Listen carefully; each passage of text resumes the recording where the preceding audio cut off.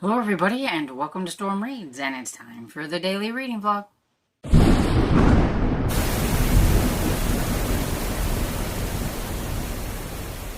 So hello everybody, it is Thursday, about the same time it normally is whenever I'm doing my first clip, getting ready to go downstairs to fix lunch. Have absolutely no idea. Maybe eggs? I don't know. Don't have a lot of lunch options at the moment, so I don't know, but I'll find something. And I didn't really read a whole lot last night after like what I told you about what I read on. I read a little bit more on the story that I was working on in Star Trek. I'm on page 15. I think it ends on page 22. So I almost finished, but I was also watching Star Trek, the original series. There was one episode in season 2 that I think is probably going to be one of my favorites, and that is the one where one of the planets, like, mimic, and, like, they are exactly like the 20s, 30s gangsters or whatever. Like, they have a book that's, like, the Chicago, like, gangster book, and it has, like, all the terminology and all that stuff, and that's where they learned everything from, and they all dress like the 1920s. They talk like the 1920s, and it cracked me up because Spock and Kirk are there, and they're in the middle of kind of like these warring gangsters and trying to get themselves out of trouble, and they have to try to talk like they do and everything, and just Spock trying to use the lingo of instead of cement shoes, he said cement galoshes, and the guy looks at him and he's like, "Do you mean cement shoes?" And they're, talking with, Chicago overcoat, and, we got this in the bag, and, you wise guys. And it was cracking me up. It was pretty funny. I like that one. It was cheesy, but it was funny. And it seems like, I'm guessing with a lot of the planets, it seems like a lot of these planets mimic some sort of like culture from the past. Like the one that I was watching just a little while ago, it was like they're back in almost like, I felt like there was like caveman era or whatever. Like they only used bows and arrows, but then there is some villagers that have somehow ended up with flint rifles, I think flint rifles is what they said. And like, how did they get a hold of those? And it has something to do with like a Klingons are supplying them or whatever. And so, I mean, the Federation and the Klingons, like, they're always at each other's throats. That's like their biggest enemy. And that is like one thing with these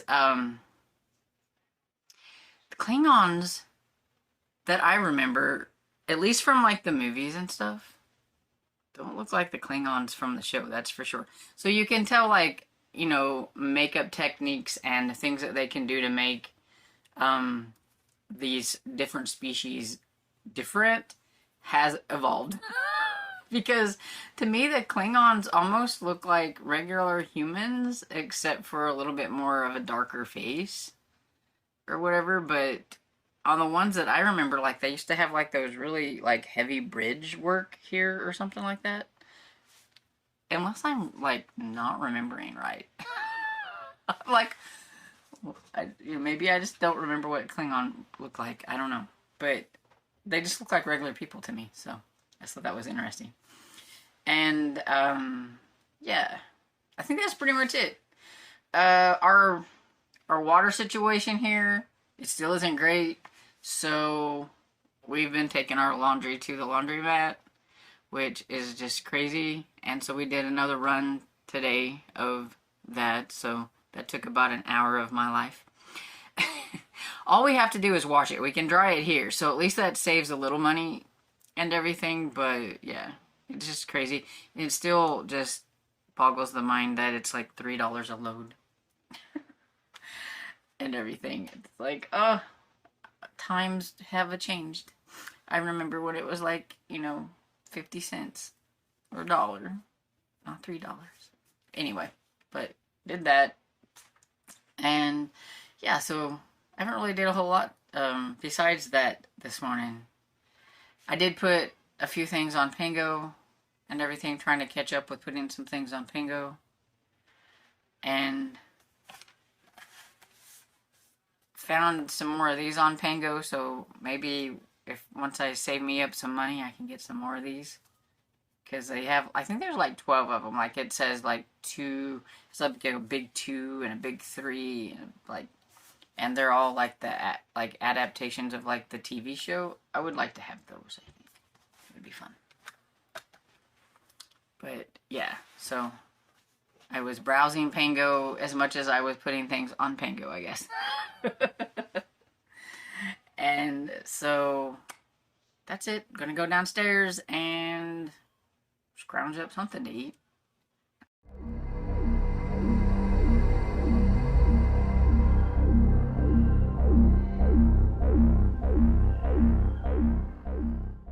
Good late afternoon, I guess it would be. I'm getting ready to go downstairs to heat up leftovers, because we're just gonna have leftover stroganoff and everything. I thought I would pop on and update. So I finished the first story in the Star Trek book. It was called Charlie's Law, so I am now on page 23. And the next one is called Dagger of the Mind. And so that'll be the next one that I work on. But yeah, Charlie's Law is pretty much just like the television show and everything, with just like a few extra things, because like you could get kind of some thoughts that you don't see, you know, when people are thinking about something, or just the way it's described or whatever, that you don't really see on the show. But other than that, it was pretty much just like the show, so that was cool. And I did listen to some of The Warrior's Path by Louis L'Amour, and so I am 44% into that one. And I like it because it has actually lets you get kind of like the POV of the lady that was kidnapped with the other one. Her name was Diana, and she seems pretty spunky and like not one of those that's just going to like stay there. She's gonna figure a way to get away from the bad guys that have taken her or whatever, and she's really worried about the other girl that's with her, and feels bad that the other girl got taken, because she thinks that she just got taken because she was in the wrong place, wrong time with Diane, and they were just really wanting her. And it is a lot to do with like slavery, white slavery, and like, to me, it would be like human trafficking or whatever.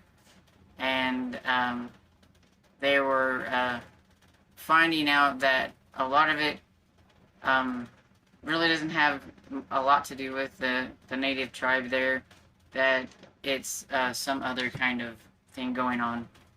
Some interesting things have happened, and like Yance and Ken and everything, and they end up helping, like, trying not to spoil anything.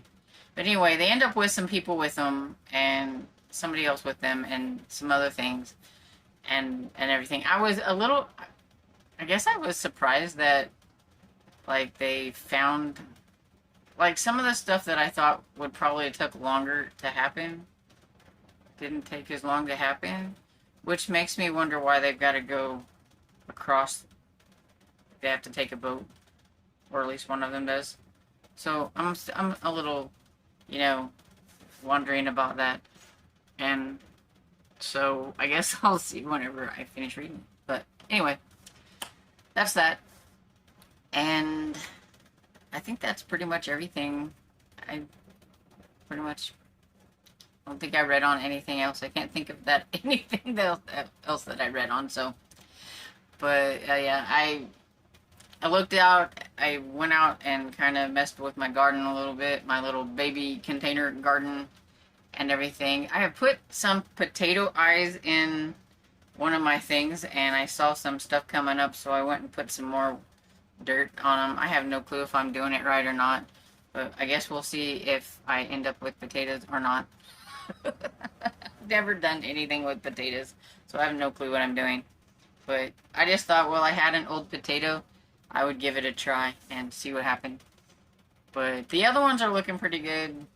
I need to get a little spray bottle so I can put some like homemade remedy spray stuff out there and see if that works and everything to keep. I don't want to put chemicals on them, so I need something that maybe keeps the bugs off them, because it looks like they're starting to get gnawed on a little bit, or at least the zucchini one is, and everything. But yeah, they're getting pretty tall, like they're about like that, so that's cool.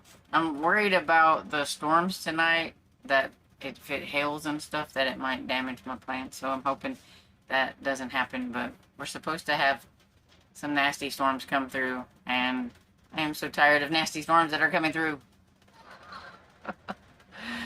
But yeah, so okay, that's it. Going downstairs now. Evening, everybody. I'm coming back for the last clip of the day. Supper, I think I mentioned, was leftover stroganoff, so I didn't show it off or anything. And for most of the time that I was downstairs, I didn't listen to anything because my phone actually needed to be charged up. It was about like 22%, so I just brought my charger down and let it sit and charge for most of the time that I was down. But towards the end, I did start listening to a chapter in Berlin Games. So I finished the chapter once I got up here before I popped on here. I wanted to just go ahead and finish the chapter.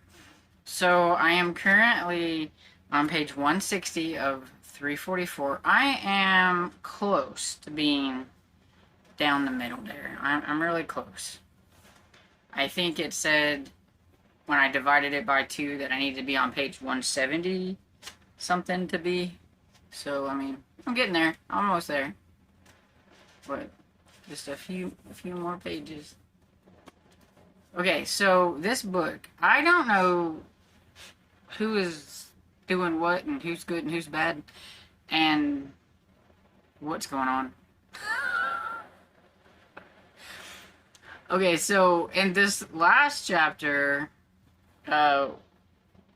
we found out that who Werner's wife is hanging out with and everything. So I thought that was kind of interesting. It surprised me. I didn't realize that and everything. And Werner went to talk to her and everything and try to find some things out. And at first I wasn't sure if he was just feeding her a load of bull or if it was really true. I don't know what's going on. I know he's trying to figure out who is a traitor and who is on doing what and all these kind of things and everything. We're still not ever talked any more about Braun 4. It's basically Bernard trying to figure out who he thinks may be actually like the leak, the mole, the traitor, the whatever, and everything, which I understand. I guess I would want to know that too before I put my life in anybody's hands or whatever. But it's really slow moving and everything. But now I'm to the point to where I don't know who's good and who's bad. I mean, he's had some a little bit of a fight with his wife, and now he's not sure if his wife is having an affair. She's mad at him because he thinks she's having an affair. She works in like the State Department type stuff, or in, you know, kind of the same game that he's in and everything. So can you trust her? Is she going to turn out to be bad?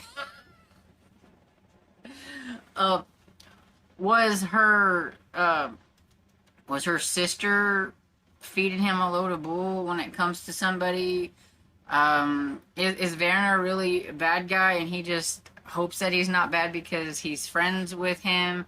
You do find out a little something at the end of that chapter, I think, that's going to make him kind of question a little bit about what Werner's been saying.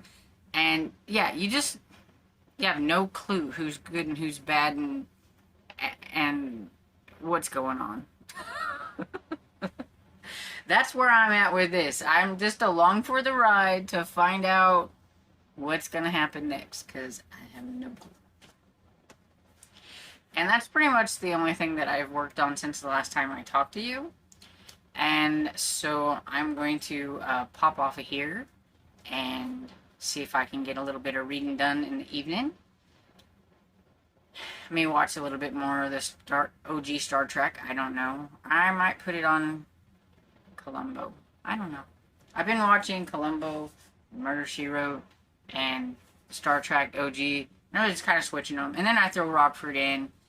A lot of times, really, basically what it is background noise more than anything. So, I don't know what I'll do. But, so I hope you guys are having a great day. The weekend is coming. The weekend is almost here. And I hope you enjoyed this video. And if you did, please give it a thumbs up and subscribe. And I will see you all in the next video. Bye.